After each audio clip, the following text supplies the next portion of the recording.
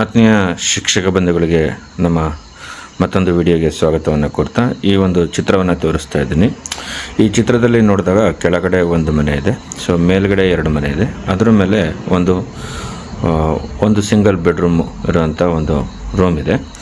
So ಈ ಮನೆಯನ್ನು ಗಣತಿ ಮಾಡಬೇಕಾದ್ರೆ ನಾವು ಯಾವ ರೀತಿ ಕ್ರಮಗಳನ್ನ ಅನುಸರಿಸಬೇಕು ಅಂತ, ಈ ಇಡೀ ಮನೆಗೆ ಒಂದು ಕಟ್ಟಡ ಸಂಖ್ಯೆಯನ್ನು ನಾನು ಕೊಟ್ಕೊಳ್ತೀನಿ, 004 ಅಂತ. ಇಲ್ಲಿ ಗಣತಿ ಮಾಡಬೇಕಾಗಿರೋದು ಕೆಳಗಡೆ 1 ಮನೆ, ಮೇಲ್ಗಡೆ 2 ಮನೆ, ಅದರ ಮೇಲ್ಗಡೆ ಇನ್ನೊಂದು ಸಿಂಗಲ್ ರೂಮ್ ಇದೆಯಲ್ಲ ಅದು ಮಾಡಬೇಕಾಗಿದೆ. ಸೊ ಒಟ್ಟು ಗಣತಿಯನ್ನು ಇಲ್ಲಿ ನಾನು 4 ಗಣತಿಯನ್ನು ಮಾಡಬೇಕಾಗಿದೆ. ಒಂದು ಕಟ್ಟಡದಲ್ಲಿ 4 ಗಣತಿ, ಕಟ್ಟಡ ಸಂಖ್ಯೆ 004. ಹೇಗೆ ಮಾಡೋದು ಅಂತ ನೋಡೋಣ ಬನ್ನಿ. ಸೊ ನಿಮ್ಮ ಆ್ಯಪನ್ನು ಓಪನ್ ಮಾಡ್ಕೊಳ್ಳಿ, ಹೊಸ ಮನೆ ಪಟ್ಟಿ ನಮೂದು ಅನ್ನೋ ಒಂದು ಆಪ್ಷನ್ನ ಬಳಕೆ ಮಾಡ್ಕೊಳ್ಳಿ. ಸಾಲಿನ ಸಂಖ್ಯೆ ಅಂದರೆ ಸೀರಿಯಲ್ ನಂಬರ್, ಕ್ರಮ ಸಂಖ್ಯೆ ಅದಾಗೆ ಬರುತ್ತೆ. ಸೊ ಕಟ್ಟಡ ಸಂಖ್ಯೆಯನ್ನು ನೀವಿಲ್ಲಿ ಟೈಪ್ ಮಾಡಬೇಕಾಗತ್ತೆ, 004 ಅಂತ. ಜನಗಣತಿ ಮನೆ ಸಂಖ್ಯೆ ಹೊಸದು ಅಂತ ಮಾಡಿ, ಸೊ ನೆಕ್ಸ್ಟ್ ಅನ್ನೋ ಆಪ್ಷನನ್ನು ಕೊಟ್ಕೊಳ್ಳಿ.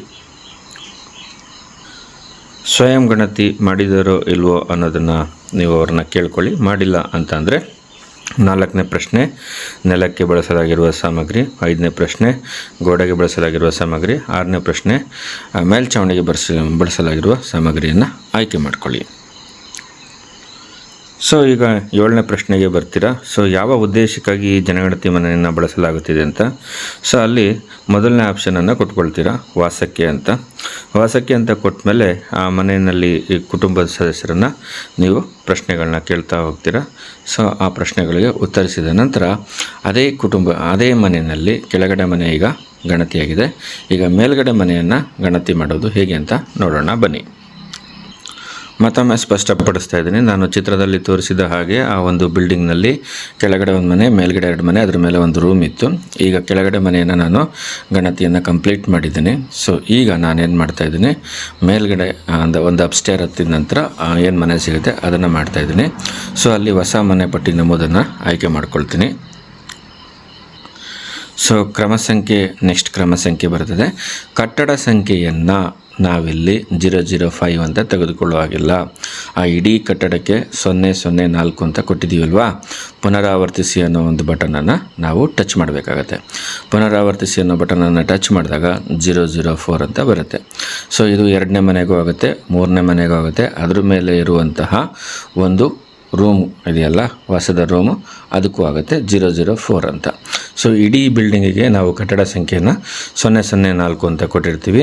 ಆ ಮನೆಯಲ್ಲಿ 4 ಗಣತಿಯನ್ನು ಮಾಡಬೇಕಾದ್ರೂ ನಾವು ಕಟ್ಟಡ ಸಂಖ್ಯೆಯನ್ನು ಪುನರಾವರ್ತಿಸ್ಕೊಳ್ತೇವೆ.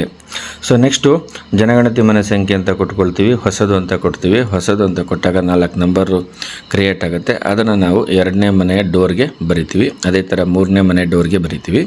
ಅದೇ ಥರ ಮೇಲಿರ್ತಕ್ಕಂಥ ಸಿಂಗಲ್ ಹೌಸ್ ಏನಿದೆ, ಸಿಂಗಲ್ ರೂಮ್ ಇದೆ, ಅದಕ್ಕೂ ಕೂಡ ಬರಿತೀವಿ. ಸೊ ಇಲ್ಲಿ ಕಟ್ಟಡ ಸಂಖ್ಯೆ ಪದೇ ರಿಪೀಟ್ ಆಗುತ್ತೆ. ಒಂದೇ ಕಟ್ಟಡದಲ್ಲಿ 4 ಮನೆಗಳಿರೋದ್ರಿಂದ 4 ಬಾರಿ ನಾವು ಒಂದು ಸರಿ ಮೊದಲನೇ ಬಾರಿ ಮಾತ್ರ ನಾವು ಕಟ್ಟಡ ಸಂಖ್ಯೆ ಹಾಕ್ಕೊಳ್ತೀವಿ, ಇನ್ನು 3 ಬಾರಿ ಕಟ್ಟಡ ಸಂಖ್ಯೆಯನ್ನು ರಿಪೀಟ್ ಮಾಡ್ಕೊಳ್ತೀವಿ. ಸೊ ರಿಪೀಟ್ ಮಾಡಿಕೊಂಡು ನಾವು ಮಾಮೂಲಿಯಂತೆ ಎಲ್ಲ ಪ್ರಶ್ನೆಗಳಿಗೂ ಉತ್ತರವನ್ನು ಕೊಟ್ಕೊಂಡು ಹೋಗ್ತೀವಿ. ಸೊ ಈ ರೀತಿಯಲ್ಲಿ ನಾವು ಏನು ಮಾಡಬೇಕಾಗತ್ತೆ, ಒಂದು ಬಿಲ್ಡಿಂಗ್ನಲ್ಲಿ ಅನೇಕ ಗಣತಿ ಮನೆಗಳಿದ್ದಾಗ ನಾವು ಕಟ್ಟಡ ಸಂಖ್ಯೆಯನ್ನು ಪುನರಾವರ್ತಿಸಿ ಅನ್ನೋ ಬಟನನ್ನು ಬಳಸ್ಕೊಂಡು ಹಾಕಬೇಕಾಗತ್ತೆ.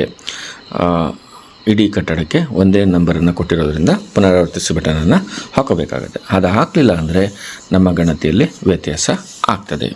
ಸೊ ಮುಂದಿನ ವಿಡಿಯೋದಲ್ಲಿ ಒಂದು ಮನೆಯಲ್ಲಿ ಒಂದು ಕಟ್ಟಡದಲ್ಲಿ ಕಟ್ಟಡ ಸಂಖ್ಯೆ 1ರಲ್ಲಿ 005ನಲ್ಲಿ ಆ ಮನೆಯಲ್ಲಿ ಆ ಒಂದು ಗಣತಿಯ ಒಂದು ಕುಟುಂಬದಲ್ಲಿ 2 ಫ್ಯಾಮಿಲಿಗಳು ಅಂದರೆ ಅತ್ತೆ ಮಾವ ಮತ್ತು ಮಗ ಸೊಸೆ 2 ಕುಟುಂಬಗಳು ಪ್ರತ್ಯೇಕವಾಗಿ ಅಡುಗೆ ಮಾಡ್ಕೊಂಡು ವಾಸ ಮಾಡ್ತಾಯಿದ್ರೆ ಅವರ ಗಣತಿಯನ್ನು ಹೇಗೆ ಮಾಡೋದು ಅನ್ನೋದನ್ನು ನೆಕ್ಸ್ಟ್ ವಿಡಿಯೋದಲ್ಲಿ ತಿಳಿಸ್ಕೊಡ್ತೀನಿ. ಎಲ್ರಿಗೂ ಧನ್ಯವಾದಗಳು, ನಮಸ್ಕಾರ.